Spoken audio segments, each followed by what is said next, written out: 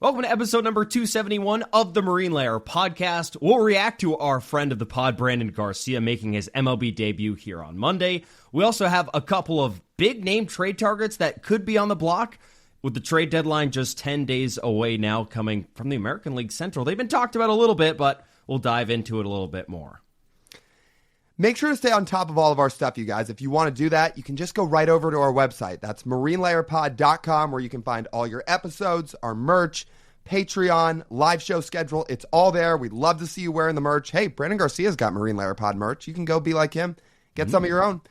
If you're watching these episodes, make sure to hit subscribe on YouTube, like, comment. Make sure to download and rate and review if you're listening to these episodes. It all really does help. And then check us out across social media at Marine Layer Pod. Let's get it rolling. The pitch from Acevedo. A drive deep to right field. Down the line. The Mariners win this game 2-1. The dream lives. They're going to the playoffs. One run from Jansen.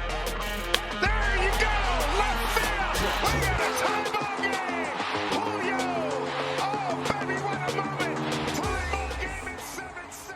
And we welcome you to this episode of the Marine Layer podcast, part of the Just Baseball Podcast Network, recording on Monday. Yes, note the date, Monday, July 21st. And I want to congratulate the Milwaukee Brewers on winning 3 games in a row. I'm gonna let you do that again. I think you said congratulate. Congratulations, Milwaukee Brewers. Congratulations. It's There too you go. late. Well, there you go. There you go. Congratulations, Milwaukee Brewers. Jacob Misiorowski, we'd like to tip your cap on a 7 2/3 inning shutout with 19 punch-outs on the evening, and the Mariners just wasn't their day. Just wasn't their day. 19 strikeouts. Do we think he smiled a little bit after the fact? Maybe just like the kind of nervous smirk? Oh, he was smiling. Dude, Jacob Misiorowski punched out 19 guys. You got to tip your cap. Of course he smiled. Of course he was fired up. He was all set, locked, and loaded, ready to go. 12 wins in a row for the Brewers at that point. Well, That's pretty impressive. Yep. As they extend their lead for the best record in baseball, a team that their bottom half of the lineup, I was kind of playing the name game with as I was watching the game, kind of like the Houston Astros lineup. I do find it kind of, ironic looking at the Astros lineup at the end of that series and the Brewers lineup going into this series. I mean, I don't know which lineup is more puzzling. it's a little bit like the Tigers in the sense of what the Brewers are doing, who have the 2 best records in baseball. Tigers lineup, look, they had some all-stars, but you get past the Riley Greens of the world. It's not like it's a star-studded lineup with a bunch of household names. There's a lot of guys that have really stepped up into a role for the Tigers this year. Again, Zach McKinstry is an all-star. Spencer Torkelson's taken a huge step forward.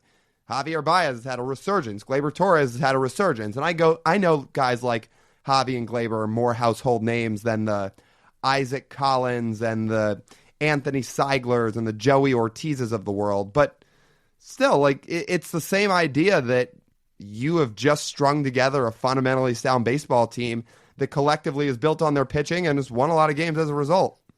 I think we're planning to talk a little bit more about the Mariners pitching in a broad stroke on Friday. But I will note, I do think I know where the Mariners pitching magic went. I think it went to the Brewers. I think all of it went to the Brewers. Did you know the lowest ERA in that rotation right now is Jose Quintana with a 3.49 ERA? Yeah, it's pretty good. That's where all the good magic went. And meanwhile, George Kirby here on Monday managed to go 5 1/3 no-hit innings and still ended up not recording a quality start. Mm-hmm. Honestly, it's impressive. Not in a good way. Again, for those listening, we are recording Monday night after the game. So, will Jacob Misiorowski, let me rephrase. How close will Jacob Misiorowski be to a 7 2/3 inning shutout, 19 punch-out performance? Well, we're going to find out when this episode comes out Wednesday. We'll see how close we get. It's quite a prediction. We do have something positive to talk about from the game tonight. Not the result. There's nothing positive about a 6-0 loss at home. But Brandyn Garcia makes his debut here on Monday. Pitches in that game. It was a little bit out of hand at that point. Got some jitters out. Wasn't the best outing overall for him. But it was incredibly exciting to see him at the ballpark today. his first couple of calls he was talking about. He made a call to his mom and his sister. He called Logan Evans right after that. They're both friends of the podcast. As you guys know, they are really, really good friends. They've been roommates throughout the minor leagues, and now they get to play together on the field today. It's very exciting to see him out there. Let's start with the human side of this and how cool this is. Sick. I mean, we could sit here and say how long have we been rooting for this, but again, it's not about us. It's about BG. It's about Brandon, and the dude earned it. And you could see it today in just, him taking it all in his first day in the show. So if you remember, for anybody that remembers when Brandon was on the pod with us, he talked about how he didn't want to physically step foot in the city of Seattle until he was called up to the show. He was essentially waiting for it. He essentially said, I have to earn being in that city. I have to earn the right to walk around that city. He said, I didn't want to casually be around the city of Seattle and hang out there all the time on off days, even though he was playing not too far away, both in Everett and in Tacoma. He said, no, I don't really want to go into the city of Seattle until I get to the show, which was a goal which is, kind of a little bit of personal motivation for how to get there even faster. And I thought that was a really cool mindset to have. You don't hear that all the time of guys saying that, I'm not even going to step foot in the city as a way of self-motivation. But yeah, the human side of this is that, and paired with he was an 11th rounder out of Texas A&M that, like Logan, didn't have otherworldly numbers in college, but has ridiculous stuff, defied a bunch of odds, has shot his way through the minors, and now is here in the show. Before I wrap this up, let me just say, do not send us comments about the fact he had one outing where he gave up a run and he made a throwing error. It's his debut. Guess what, guys? That game was already over. He got his shaky outing out of the way in a perfect time when the Mariners weren't going to score any runs anyway. Brandyn Garcia is here for the long run, if you were to ask the two of us, and he has got a chance to be dynamite at the back end of this bullpen and used in a variety of ways. So don't sit there and mull over the first outing of his career. That's not fair to anybody. Look at what Brandyn Garcia is here for and what he's earned himself the role of. And it's to be here and be an absolute stud lefty with a dynamite sinker and slider. So to see him earn his way up to the show and then get to take it all in today, and you could see it was a guy that was very much soaking in his first few hours in the show, was super cool. Debuts are some of the coolest days of a guy's career.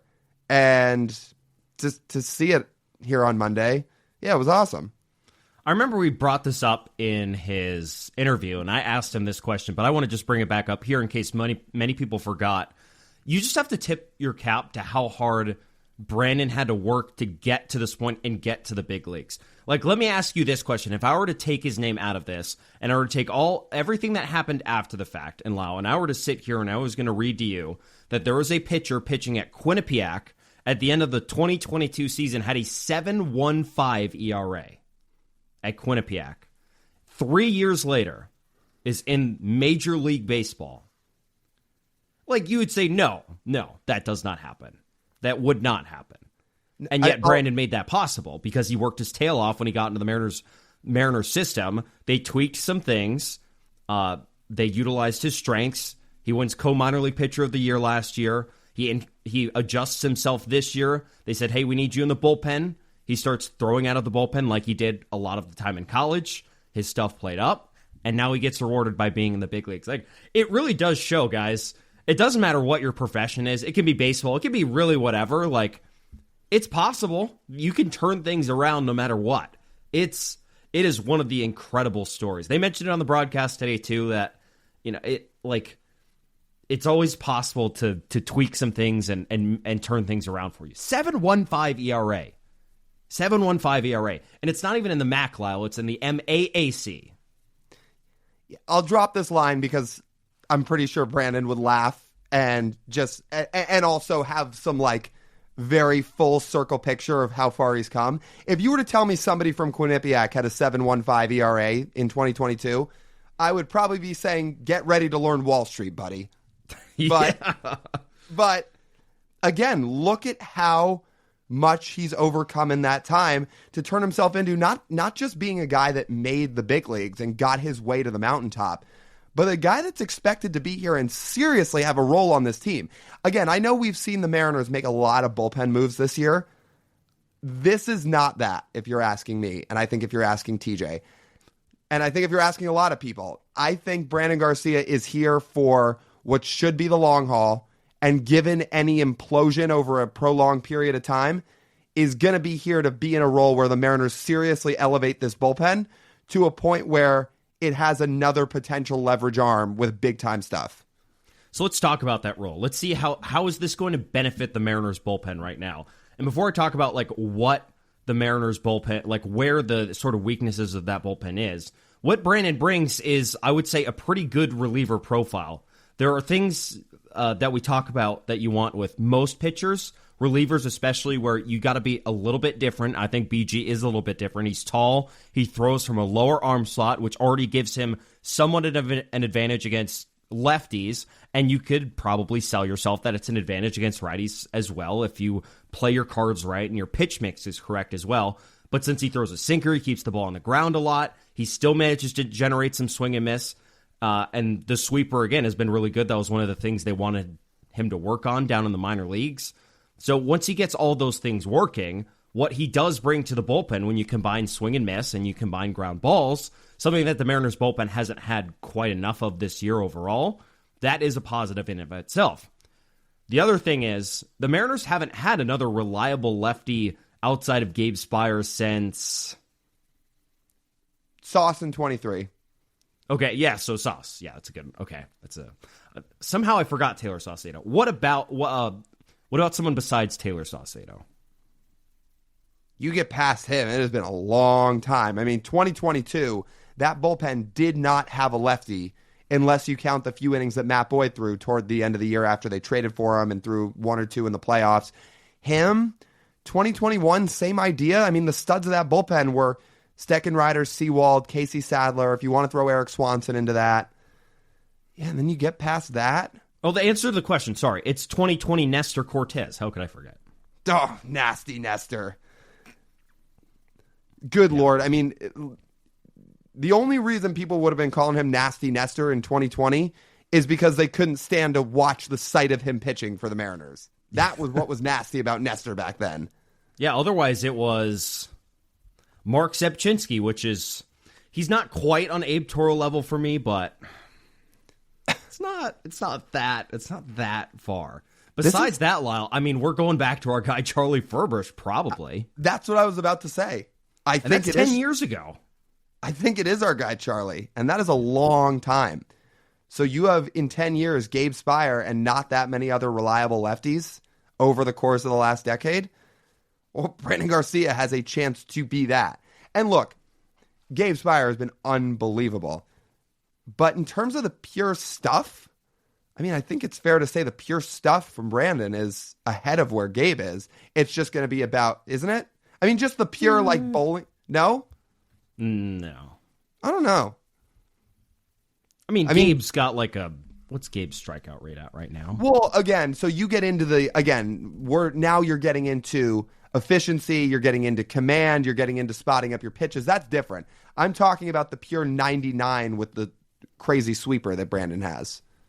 Yeah, I guess, but you can throw 99 and it's not as good as a different 96 that gets insane swing and miss.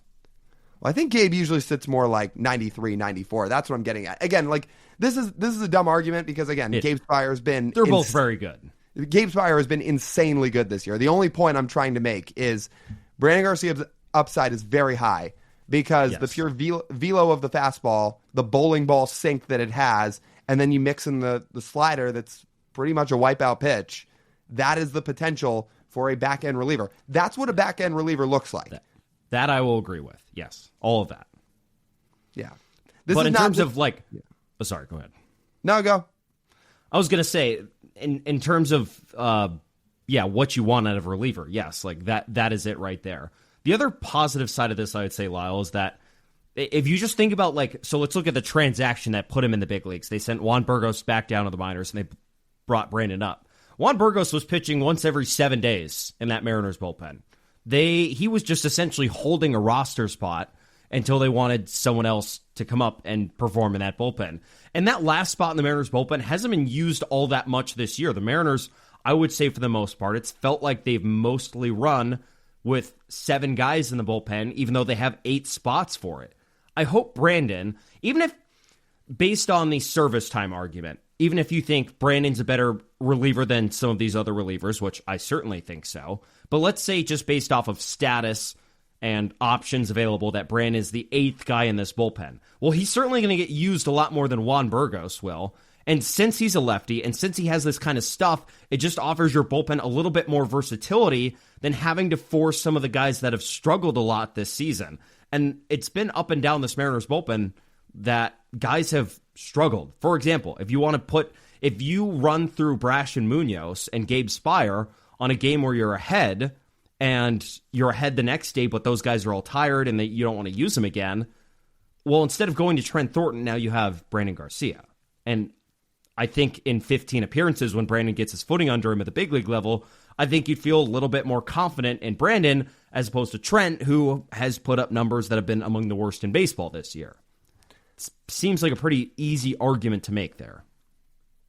I would also present the argument that Brandyn Garcia is not going to be the 8th guy in this rotation or in this bullpen very long. Assuming everything goes according to how we think it's going to go, how I'm sure the Mariners believe it should go, he ain't going to be the 8th guy in this bullpen very long. And what I mean by that is he is going to begin to get used in situations that require much more attention and certainly much more execution than mop-up duty in the 8th spot. I think if things go according to plan and we're looking up on September the 1st, you may see Brandon pitching in situations where they need big outs. I think ideally you put him by September, since he's a rookie right now.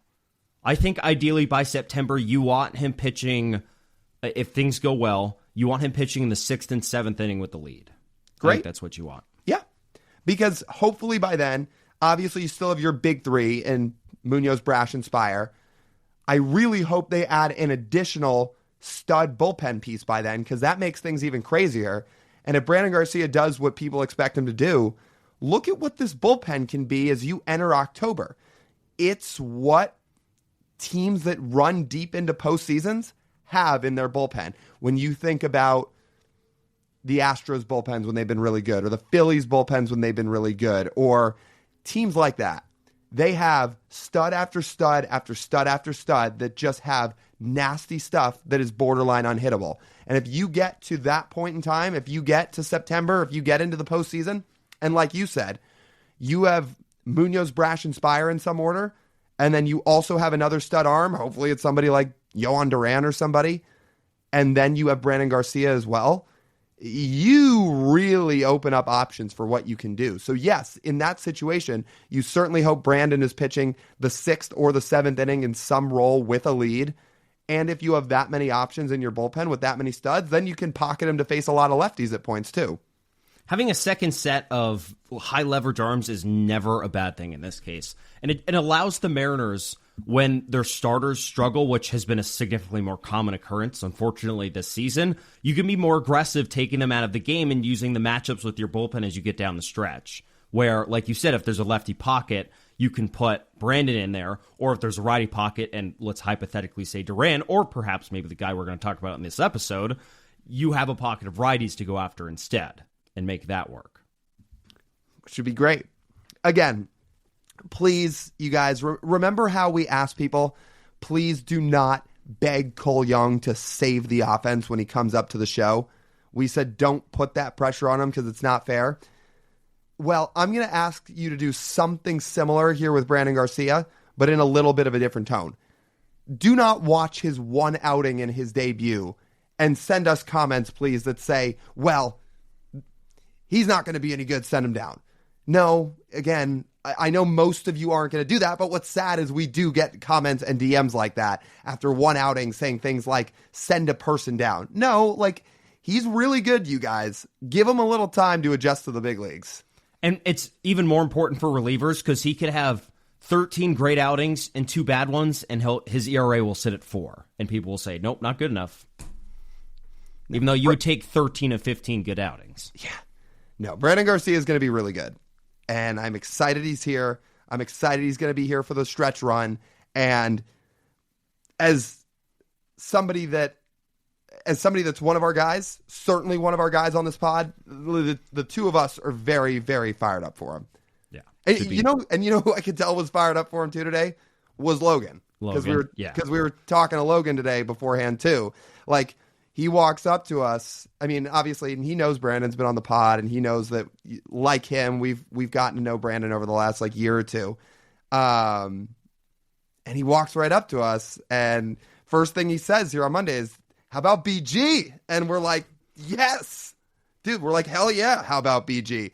This is sick. And if you want one little other peek behind the curtain, when we were talking to Brandon today, and obviously, telling him congrats and how awesome this is and how fired up the two of us are for him, we were talking about him and Logan now not just being here, but being here together as 11th and 12th rounders just 2 years ago. And the two of them moving through the system and defying all these odds together.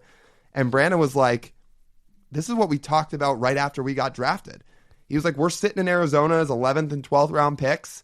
And he said, why not the two of us just get to the show together? Who says we can't do it? Clearly, they took that to heart and ran with it, because both of them are here, and both of them now are now set to have a real role with this team. It's pretty cool.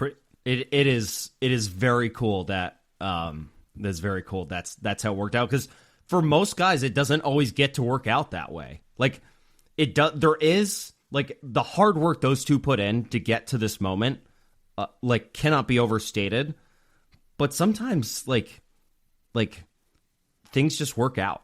You do need to get a little lucky for something like that to happen, and it feels amazing when stuff like that does happen. And I hope both of them are on this roster for a long time with a lot of success so they can celebrate it together. And it's good that the two of them, as good of friends as they are, now get to be on the same roster again, which is really fun.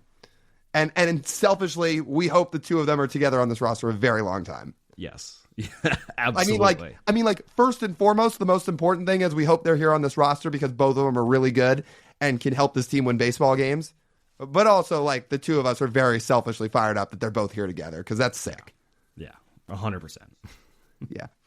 All right, I think we're going to talk about some pretty fun trade names today as we're approaching the deadline. Before that, let's take a little bit of a pause. We'll talk to you guys about our friends over at Pagacci's Pub 85. Games are getting intense here down the stretch. You guys know that you can't take your eyes off the team these days, and you're watching all the games as we enter the end of July. So why don't you plan a time to hang out with your friends and watch the game all together? You can head over to Pub 85. It's an awesome spot to hang out. There's things like pool, there's darts. Again, there's 20 TVs in that place, so there is going to be no shortage of Mariners baseball on in that restaurant and in that bar if you want to go watch the games. It's really fun. And if you go during happy hour, awesome drink specials, you guys. It's $3 and $4 drinks Monday through Friday from 2 to 6 p.m. Awesome deals. Those are hard deals to find anywhere else, and it's a really cool spot to hang out. So head over to Pagacci's Pub 85 in Kirkland. Go check it out. We certainly recommend it. Let's talk about some of these trade targets, Lyle. And we're taking a look at a team in the American League Central today that was being a little bit more favorable to this discussion about a week ago before we went to Atlanta. And we're like, all right, let's pocket this discussion to when we get back. We'll have plenty of time. Well, this team has unfortunately won 8 of 10 games since and are making it a little bit tighter. But we're going to talk about it anyways, because the Cleveland Guardians have been significantly underperforming this season. And they're not overwhelmingly talented. I think we can make the case for that last year as well. They were just successful, and they played in the same division as the White Sox. So, of course, that means they had to make the playoffs because they got all those free wins to get in the playoffs. But this year, they're not playing as well, and they have some players that I think teams would be interested in, and that the Guardians could massively replenish their farm system with if they were to move them. And we'll talk about a couple of those guys today. The number one guy we're going to talk about, because of course we're going to talk about him when any Guardian becomes available, is Jose Ramirez, Lyle. Is this pie in the sky right here? Yep, and we're going to talk about it anyway. It works out for how Jose Ramirez is right now. It's Ronald Acuna plus 5 years. If you want some simple context on package, costs, and production, it is Ronald Acuna, but 5 years older. I think that's fair. I'll take it a step further than that. For as unbelievable a player as Ronald Acuna is, he still has to stay on the field long term and prove that he's going to consistently do this year over year. Obviously, we know he can do it, and we know when he's on the field, he's one of the best players in baseball. It's just he's dealt with some pretty unfortunate injuries early in his career. Jose Ramirez is going to be a Hall of Famer. We can just stamp that. He is going to be a Hall of Famer, and he's currently still playing like a Hall of Famer. So he's older. I was going to say, he's almost at 60 wins, and he's not even 33 yet. All the more reason I say he's going to Cooperstown. Yeah. I mean, the guy's going to hit over 300 home runs for his career. He might get closer to 400. His career OPS is 858. Like you said, he's going to be a 70 WAR guy when it's all said and done, I would imagine, at least. Yeah, this is a Hall of Famer. And for a Guardians team that you say often lacks talent and has underperformed this year, well, there's one guy that's a superstar on this team. It's the guy that mans the hot corner. I'll tell you what, similar to Acuna, I would get real delusional about what I would give up to go get Jose Ramirez. Let me frame it like this. I only think the Guardians would trade him, realistically, if they were completely blowing up their roster. If they were gonna aim to have the number one farm system in baseball by next year, they would trade some of these other guys we're going to talk about. Stephen Kwan, by the way, was number 2 on Jeff Passan's top 50 trade targets in Major League Baseball today. Just thought I would throw that one out there. Another teammate of Jose Ramirez's. If they trade anyone else away, like maybe Emmanuel Clase or Cade Smith, guys that would bring back massive prospect packages, then they would trade Jose Ramirez. Because right now, J-Ram has 3.5 seasons of control left. He's owed about $75 million combined in that stretch. That's pretty affordable for a Hall of Fame talent at that rate. So you're really only moving a player like that if you're truly going to blow it up and your focus is not going to be on this year or next year. Your focus is going to be about 3 to 4 years from now. That's the mindset the Guardians would need to make. It was a little easier to make earlier this month. Unfortunately, right now, the Guardians are still in the thick of the playoff race, only 3.5 games out. But what would a trade look like here? What would we think? You want to know what I wrote down? I wrote down, since Acuna was young, right, you would have to really go over the top, as we talked about, to go over there and get him. Like a 27-year-old versus a 32-year-old, that's still a big difference, even if one is a slam dunk Hall of Famer right now. I said, to start, the floor would be the Acuna package we threw out, but just the prospects. That feels about right. If the Guardians were really trying to rebuild, I don't think it makes much sense for them to take on a few years of George Kirby. You would want to push your timeline further back than that. When they could not pay him. And if you want an example of that, people were wondering if they were going to deal Shane Bieber because they didn't want to pay him, but then he got hurt, so it kind of helped them out. Right. So for those who don't remember, the Acuna package we floated out there because it was out there on Twitter, and Jage put it out there. For those who don't know him, he's on Mariners Twitter. He does a lot of like written content and Twitter content at the Jage page if you're curious. But I'll just remind people, he threw out the idea of the Acuna package being Kirby, Brash, it was, I think, Colt, Emerson, Farmelo, and Laz, right? Was that what it was? Yeah, that is exactly what it was.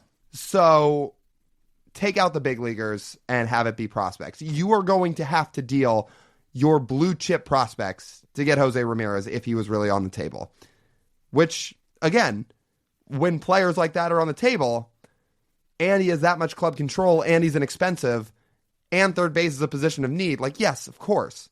But we are talking pipe dream here. We are talking pipe dream, but that's why you build up the farm system to the way it is right now, where you trade those guys, and then, wow, we could check back in a year and a half, and Felny Celestin's a top 20 prospect. Like, These are the hypotheticals you dream on. It's the same idea when people don't want to trade Laz because they think of what he could be in the big leagues. Well, then you also do the same thing with the prospects that you still have in your system that you don't trade, and you're looking at the upside, and you can play the what-if game on how that replenishes your farm system not too long from now. And the guys that you trade away can still go up and be successful, and you can still end up having a strong farm system after it and a Hall of Famer at third base. Yeah, think about it a year from now. Like you said, Felning could be a top 30 prospect if it all clicks. Cade Anderson may be a top 10 prospect by next year. You could have Michael Arroyo shooting further up the system. You could have Durangelo shooting further up the system. Ryan Sloan is trending toward being like a ridiculously high prospect. Nicky Becker? Yeah, if he clicks, you heard what Joe said about him on our show. If he's really going to hit like crazy, he could be a prospect. By the way, you know who we haven't even mentioned all year but has been hitting down in the DSL? Jorge Batista, like the beast. Another guy that could come in and be a top 100 prospect because he's got all the tools in the world. Like the Mariners churn these guys out. And in a few years, even if they were going to trade a few of their prospects away right now, away for a Hall of Fame third baseman still playing like a Hall of Fame third baseman, yeah, you do it because they'll replenish the farm. They just had another draft where they took a couple of ridiculous prospects. So, yeah, you would do this trade. Yes, you would. It's Jose Ramirez. Hall of Fame third basemen in their prime don't come available for trade. Ever. Yeah. Well, especially because, I believe third base is the position with the fewest amount of Hall of Famers. It's really hard to...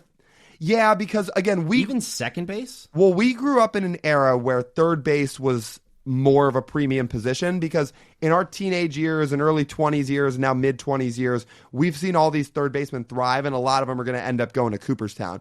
Before that, third base wasn't a ridiculously loaded position for a lot of years because, again, we and all the people in our generation have gotten to grow up over the last 10, 15 years now seeing J-Ram, Manny Machado, Nolan Arenado, etc. There's others. But before that, it wasn't loaded over at the hot corner for a long time. Yeah. Like again, Scott Rowland got into the Hall of Fame as a third baseman, and he was really good and deserved it. But it was kind of few and far between. So yeah, when you have the option to do this, you do it. And you say yes, and you say thank you to the Cleveland Guardians for making their Hall of Fame third baseman available. He can still go into the Hall of Fame as a Cleveland Guardian. That's totally fine. He'll have a C on his cap. I don't care. I really don't. No, but you make the trade. No, you know what I want to see? Wins. If there's some Cleveland fans who find this, I would actually be curious if you want to leave us a comment on YouTube where you would actually start listening. I feel like from the Cleveland side, if I threw out Colt, Johnny, and Laz, they would hang up. Like, where would you start listening? Do you also have to throw in pitching prospects? Like, does it have to be like those three and one of your arms? Durangelo? Any one of the big three, I guess. Could be. That would make sense. So it would take four prospects so four top 100 prospects for 3.5 years and $75 million of Jose Ramirez. Yeah. Again, and if any Guardians fans do find this, look, we understand he is almost definitely not going to get traded, especially the fact that they're winning. But guess what? We're dreamers on this pod. I sit around and talk about Kyle Tucker being a Mariner all the time because he's going to be. But yes, we're going to float out every possible idea as we lead up to the trade deadline, especially because we've had a lot of people asking us, hey, in a world where Jose Ramirez could get dealt, what would it look like? So yes, we're sitting here talking about it. And also, that package is startlingly close to the Juan Soto package, who had a similar amount of control, is also a Hall of Fame caliber player, and you could argue J-Ram has more tools than Juan Soto does, and he'd get a similar package, being 8 years older than Soto when he was traded? No, actually, I think it's older than that. I think it would have been 10 years older. Soto, I think, was 23 when he got traded. So he was 23, so 9 years. Yeah. But remember, if you add up all the prospect value, the Nationals essentially got 3 top 10 prospects and Robert Hassel, who was the top 40 prospect, right? That sounds right. The Mariners here would be giving up 3 top 50 prospects, and it depends which pitching prospect. I guess it could be 4 top 50 prospects. It's not too different at that point. Before we talk about the next Guardian, a couple guys that might be a little bit more realistic than J-Ram, even though J-Ram would be an absolute dream. I would give up everything I have to my name to get Jose Ramirez on the team. I'll make that very clear. I would give everything up that I own to have J-Ram be a Mariner. However, there are a couple guys that'll be a little bit more realistic. But since you bring up the Soto trade, here's just a little thought off the rip that I had that's slightly off topic. But in case anybody's curious, I just thought I'd bring it up. Maybe people are curious where my mind runs in terms of baseball. How close are James Wood and Juan Soto's careers going to be by the end of their careers? In terms of overall? Like, if we've seen 1 year so far, James Wood, I mean, okay, 1.5 years. Well, really 1 year because it's been half a year this year and like half a year last year. Anyway, I mean, the way he's hitting, I mean, he is trending in a direction that is pretty ridiculous. I'd feel more comfortable answering this question in like 2 years. Because the thing that Soto did, for example, because he was a very young prospect when he came up at 19. He essentially repeated his season twice at age 19 and 20, and then had a nice shortened 2020 season, and then went bananas in 2021, where he did this progression. We haven't seen James Wood do that progression yet, so yeah, I'm gonna say right now Soto would have a better career. And Wood obviously strikes out a lot more than Soto does. Now, he's so young that he has plenty of time. Wood's 22.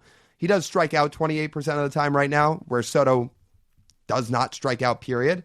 But Wood draws a lot of walks the way Soto does. So he's walking about 14% of the time. And then you factor in all the power and you factor in the hitter he is. Yeah, we probably need more of a sample size. But the fact we're starting to have our brains like thinking and our gears turning about how close can these guys be as players, I mean, it speaks volumes to James Wood. I'll say that much. Here's the big question. Is James Wood going to garner a trade package like Juan Soto got for the Nationals if they're not going to pay him? I mean, he's on that pace right now. I'll tell you what, the Nationals offered Soto $440 million. Let's say James Wood does this season 2 more times after this. The number's going to be higher than 440. Dude, the stones on Juan Soto is crazy. The fact that at like 22, 23 years old, he turned down $440 million, that Scott Boras told him, no, you're not taking this, and then actually having it pay off where he got himself an extra $325 million in the contract is nuts. Yeah, it's pretty insane. I think the best comp there is what they'll get traded for, to be honest. Well, yeah. Let me ask you this. Again, we're recording this here on Monday, so we don't know yet. Cade Anderson's supposed to have his introductory Mariners press conference on Tuesday down at the ballpark. We'll be down there for it. Are we gonna see Scotty Boy down there? Wouldn't he be with Ethan? They could have press conferences at different times. I don't know. Let's see. Have they scheduled Ethan Holiday's press conference? Let's see. I have no idea. Then again, thinking more about it, obviously Scott Boras has so many people working underneath him that Cade may have an agent that he works more directly with Boras Corp rather than Scott Boras himself. So I wonder if it's just going to be the guy that represents Cade that would be there. That would make sense. It's not impossible. If they do have introductory press conferences on different days, I could see Scott Boras traveling around. But then again, Scott Boras also has a lot of big leaguers he tends to as well. So, I mean, it's not impossible. I'd say odds are he won't be there. I'll put it at 15% chance he's there. For those who didn't know, Cade Anderson is a Scott Boras client, so that's why we're wondering. And as we know, Scott Boras and the Mariners are buddies for life. They're Thunder buddies for life, as they say in TED. So if he is there, are we getting him on the mic? So we can try. I'm sure he'll say no, but hey, we can shoot our shot. I mean, are we going to have to break him away from all the warm pleasantries between him and the Mariners? Yeah, I think actually would be refreshing for him. Well, maybe. You don't think he's going to be standing there and buttering everybody up with the M's? Being like... Maybe. If he's there, I'm sure he will be. He's trying to get his client paid. That's true. Scott Boras probably wouldn't have much beef with the Mariners if, they paid his clients. They paid his client. Oh, well, yes. And Scott also sits there and probably thinks, well, if Cade Anderson pitches in Seattle for 6 seasons, there's a good chance he's going to make a lot of money because the park itself will help him pitch well. That's true. That's true. It sounds like a win-win for me. Again, for Scott. That's probably what it comes down to be honest with you. Scott Boras, I'm sure, would have less internal issues with the Mariners if they paid his clients. But the Mariners don't really do that. The one former client of his that signed a big contract with the Mariners was not his client when he signed it. So no, that would be one Cal Raleigh. So yeah. Let's get to our next guy, Lyle. All right. The next option here with the Guardians. Do we want to stay on the offensive side of the ball or switch gears? We need to stay on the offensive side. All right, so how about Stephen Kwan, which I know sounds crazy, but if you read Jeff Passan's trade deadline article and his updated version of it that he put out on ESPN.com here on Monday, Stephen Kwan is high on that list. And while his odds of getting traded are low, it is still outlined as a possibility. So because it's a possibility, yeah, we're going to sit here and wonder, could the Mariners pull off a trade for Stephen Kwan? See, this idea here with Stephen Kwan is, how would I describe this one? Because he's not the best player on the team, but he's like the exact type of player you wouldn't want to trade because he's valuable in so many areas, which is why it would be kind of confusing if they were to move him. But if they did move him, I'm not talking like it's going to be a J-Ram package, but it would be pretty expensive. It would be a portion of a J-Ram package to go out there and acquire him. There's the fit question with Stephen Kwan, but I'm going to be totally honest. The Mariners could probably use a good defensive outfielder right next to Julio Rodriguez. So I have no real complaint with them sticking a Stephen Kwan out there. I think we floated this idea to like a fan today when we were at the ballpark, and it's like, is his offensive profile going to fit at T-Mobile Park? It's like, maybe not. Maybe his offense will take a little bit of a dip in the park. Whatever power he comes across might not translate really, but he's a plus defender. He walks. He doesn't strike out a lot. The Mariners have made it clear they value not striking out as much. So this kind of works there. But this would be a guy, given that he's only 27 years old and plays every day for the Guardians, you would need to make the Guardians pick up the phone for him. Like, that's pretty clear. Would his offense really decline in the park? He's not a guy that's profile is built on power, and because of that, I don't really think much would change. That's not who Stephen Kwan is. He's got 6 homers this year. He hits maybe 10 a year. I think his whole game is he has an incredible approach, walks, doesn't punch out, sprays the ball over the field, and plays good defense. I don't really think that's a T-Mobile Park issue. So he hits a lot of singles. He's not a huge doubles hitter either. But T-Mobile Park suppresses everything but home runs. So to answer your question, yes, his offense would go down. I think he'd be all right. I wouldn't be that worried about it. Also, like, it might not be a huge dip, but you're talking about suppressing doubles because line drives stay up in the air at T-Mobile Park and get caught. Stephen Kwan's not like roping 115 mile an hour doubles that hang up in the gap. He hits a lot of balls on the ground. He hits it down the line. Again, he'll hit short line drives into the gap. He's not like destroying baseballs, but he is really good. So I don't think I wouldn't be worried about his offense that much in the park, to be honest. And I wouldn't worry. I wouldn't not trade for him because I'd be worried that his offense would fall off. That's not how I would approach Stephen Kwan, because he is so valuable in a lot of other aspects of his game that you can justify it a little bit more. Randy Arozarena, for example, like, he's going to need to hit to be valuable because he doesn't offer as much value in other facets of his game. Stephen Kwan, base running, walking, defense, arm, like, it's all there. The only thing he really can't do is play center, but he plays a really good left, and left field defense is somewhat valuable. So yeah, if the Guardians could do, if they fell out of it a little bit, a buy or sell, if they were to have Stephen Kwan, if they still thought they would contend next year, maybe not. But if the Mariners were to look at it and he was available, like, this is the kind of guy you would want that sort of just, we talk about raising the floor. Stephen Kwan raises the floor of what you can do as a baseball team because of everything he does. I think the only question in terms of fit is how you maneuver around everybody else. Because if you trade for Stephen Kwan, I think you have to put him in left field because he's so good in left field, and it's the position that is so catered for him. So now it becomes more about what do you do with Randy, which, look, if it's up to me, I'm sure Randy enjoys playing the outfield, and you can still mix him in there if you really want to on certain days. Like, Randy can start taking a lot of DH days. That's fine with me. It is fine with you. It might not be fine with Randy, and here's why. Randy hasn't signed an extension yet, or another free agent contract after his arbitration runs out. I don't think he wants to go into free agency as a DH. I think he's going to try and stay in left field as long as possible. Well, that's fine, and that's what he should do as a player, but objectively, he's still not playing great defense. Like, it's still a struggle for him. He's got -2 outs above average. He's in the 26th percentile of baseball. And you're right, but if you want to sign Randy to an extension, it would really help if you kept him happy.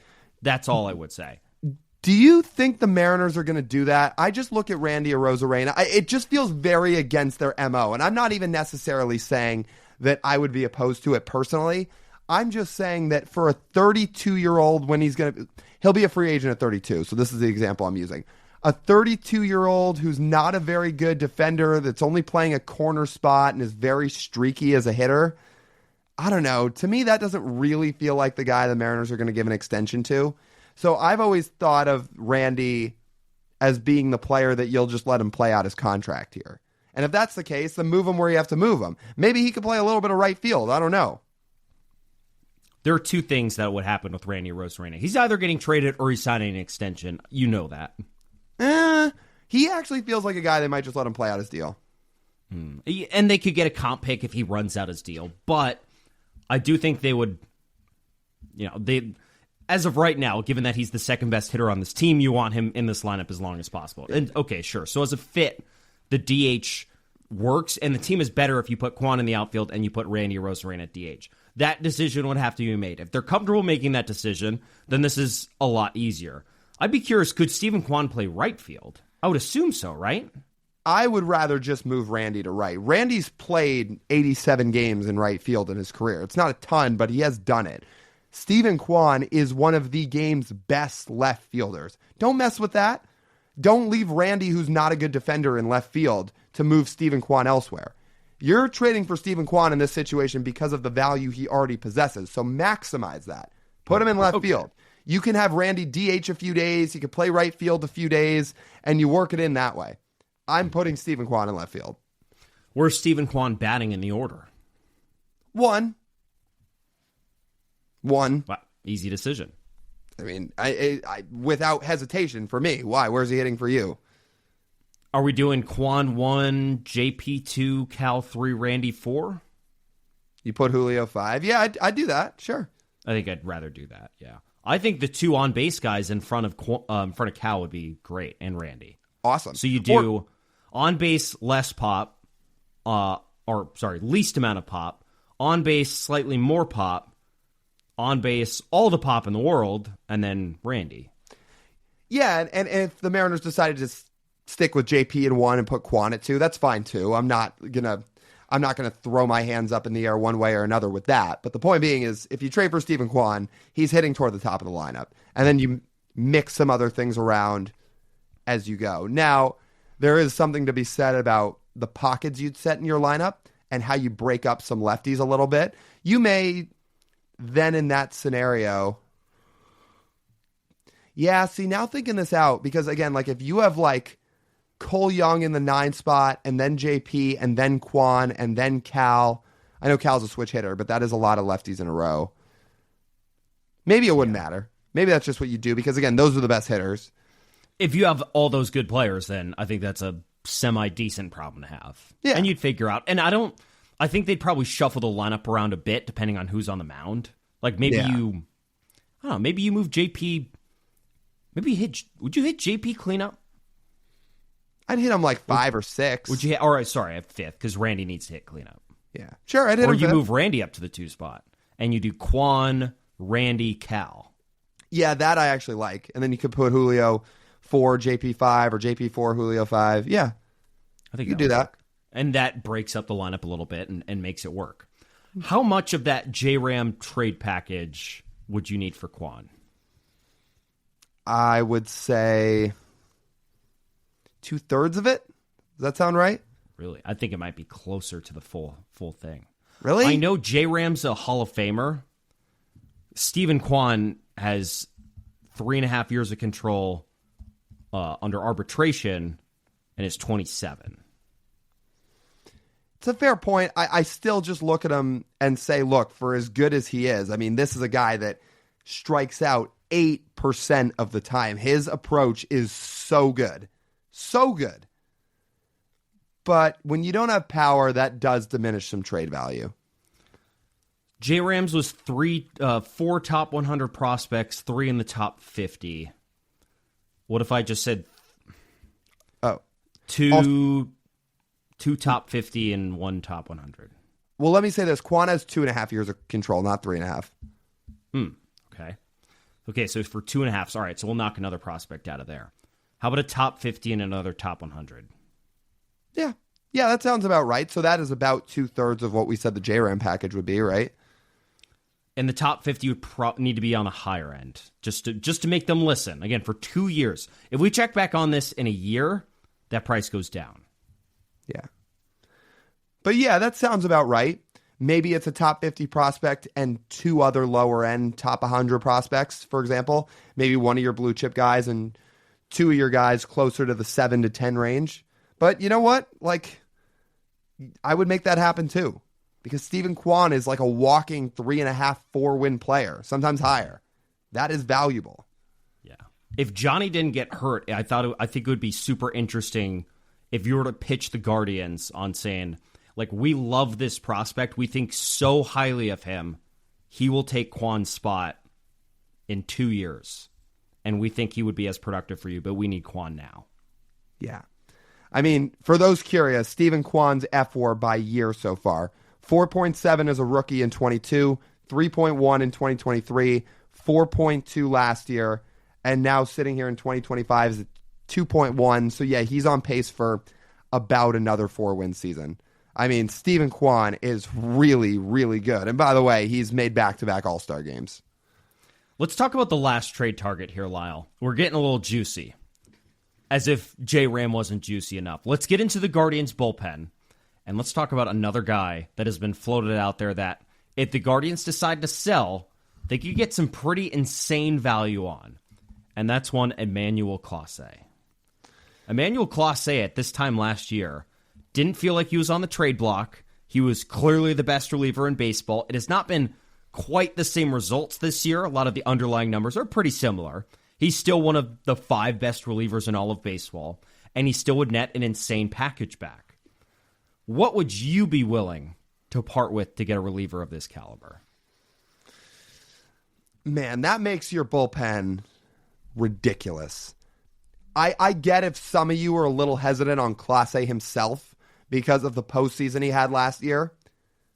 Yeah, I'm still taking the gamble that he is going to be Emmanuel Clase and he is going to be absolutely dominant. So I don't think it's going to be the trade package level that we just talked about for J-Ram and Kwan because, again, it's not an everyday position player. It's not a star position player. It's a reliever. He throws 1 inning a night. It would cost you real prospects. It would cost you guys out of your top 10 and guys in the top 100. But maybe this is one guy that's on like the lower end of the top 50 and then another top 100 prospect.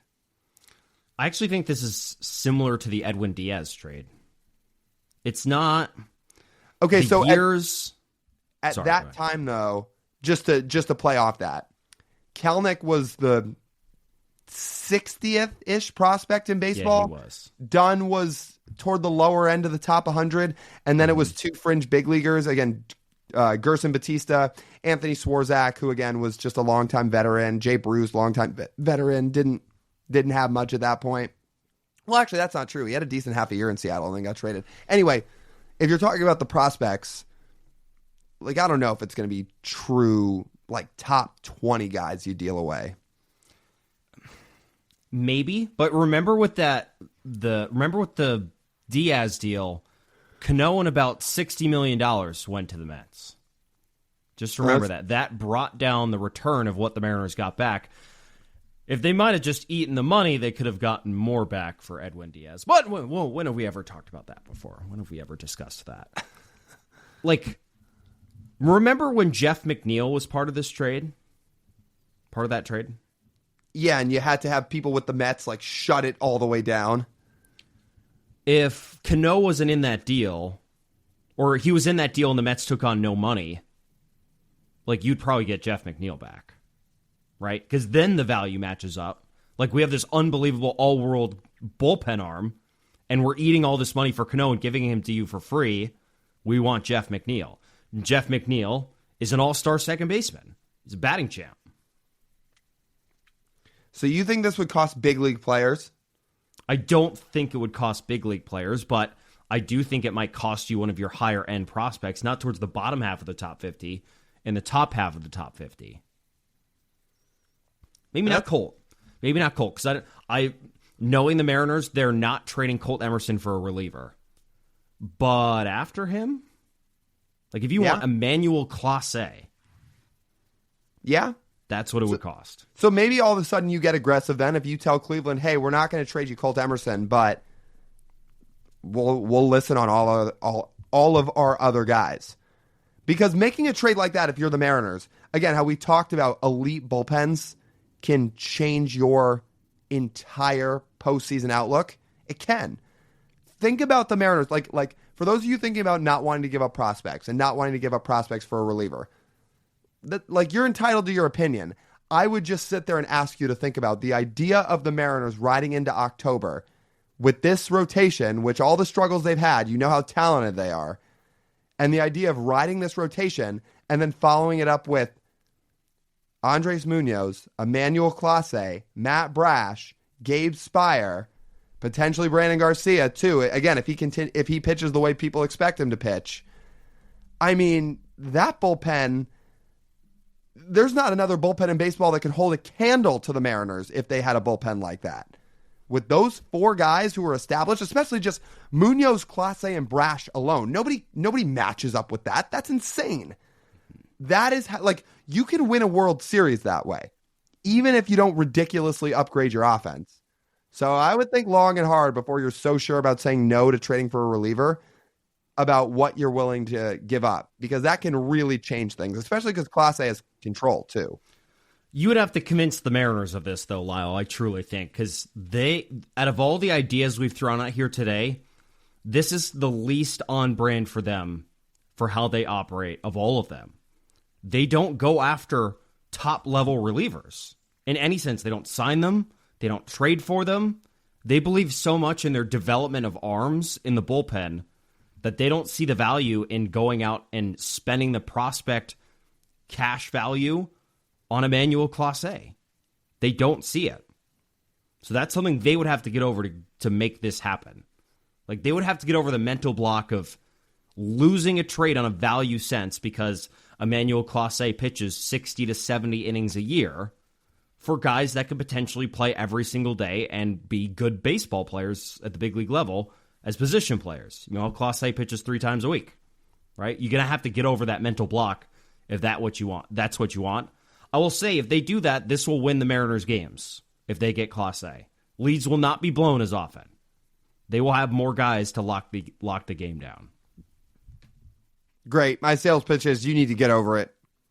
Yeah. You could have added bats in the offseason. You set a $15 million budget, handcuffing yourselves to sign anybody, and chose to run out this offense. So guess what? You better identify talent and just put it on your roster at this deadline. Go get the stars. Right now, the biggest stars on this trade market are the relievers.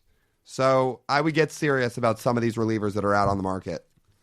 And everything we just said for Clase, if Cade Smith were to be available, all the same applies to him. Every single word. For sure. And I know Cade Smith is not as much of a household name to the general fan that Emmanuel Clase is. Cade Smith is ridiculous. He is ridiculous. His stuff is so good. He's a top 10 reliever in the sport.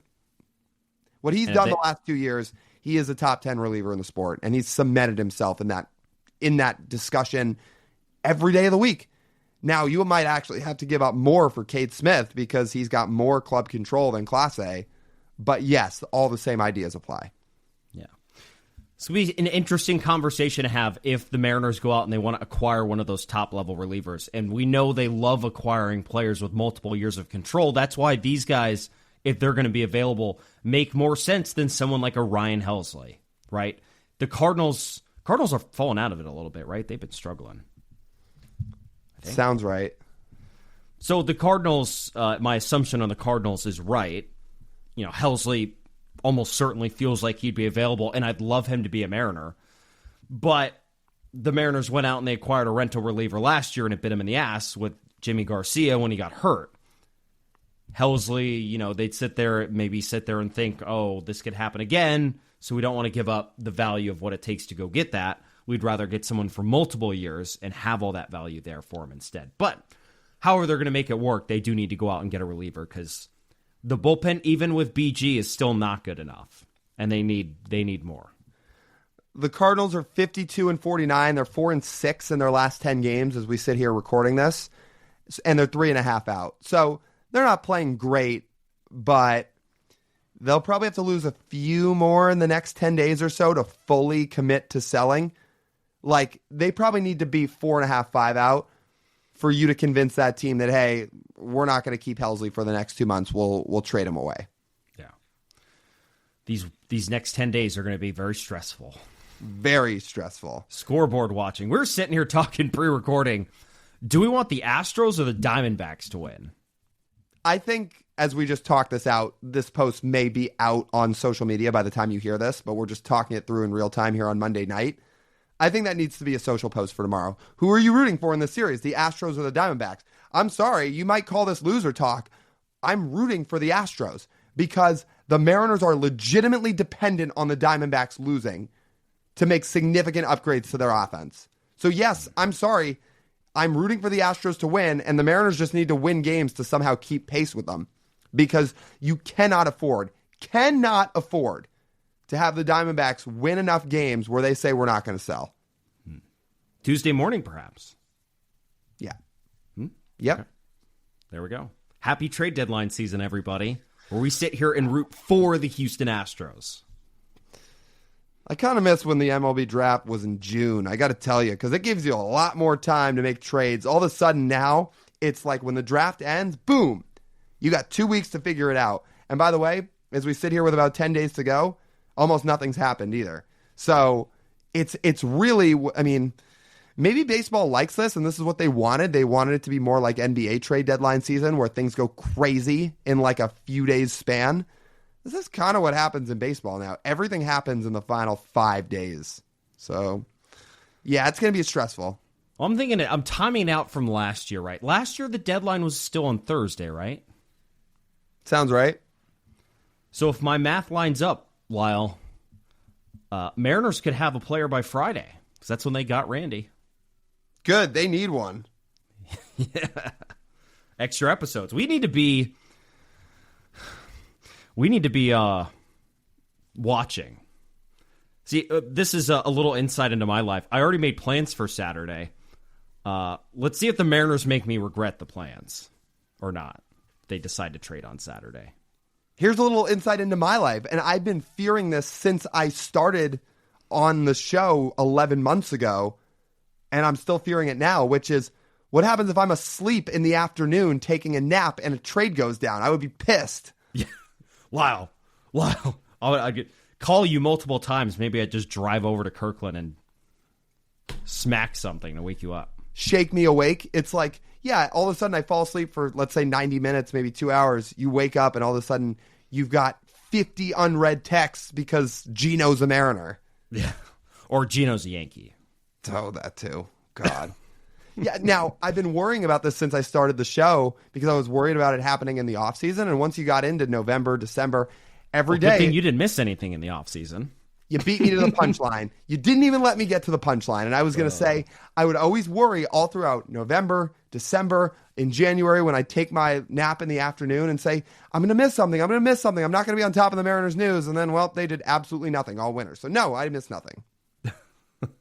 But you might miss something now. Yeah, I might have to. I think this is the perfect time to get you into coffee. I'll be so you're fine. awake when they trade for a platoon bat. I think I'll be fine, but if I were to get into coffee, it's not going to be from those loser, fraudulent cowards from Starbucks, I'll tell you that. Is that a good note to end the pod with? Yeah, it is. You just eliminated a potential big sponsor. Congratulations. Well, I was never going to sell out and take Starbucks as a sponsor anyway, so too bad. You can live without us. The Marine Layer Pod, you are an enemy of the Marine Layer Pod, because guess what? Save our Sonics, so thanks. Yeah.